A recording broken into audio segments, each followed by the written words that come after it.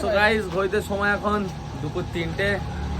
আমি চলে এসেছি সঞ্জিতার গ্যারেজে, আবার কি করতে দেখাই। দেখো আবারও সেই আমার ডেভিড ফুড থেকে নিয়ে চলে এসেছি। আমার সঙ্গে আমাদের বদ্দা আছে।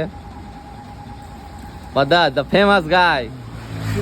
তুই তো খেয়ে এসেছিস দুপুরে ভাত ফাত। প্রিন্স প্রীতম দাই।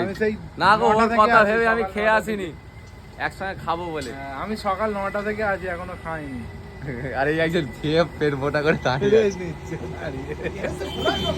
এই সরে যাও ওইদিকে সাইড। ওইদিকে ডেভিড আছে, এই ডেভিলের ছোট ভাই ডেভিড, আর সেখানে জালিকা আছে।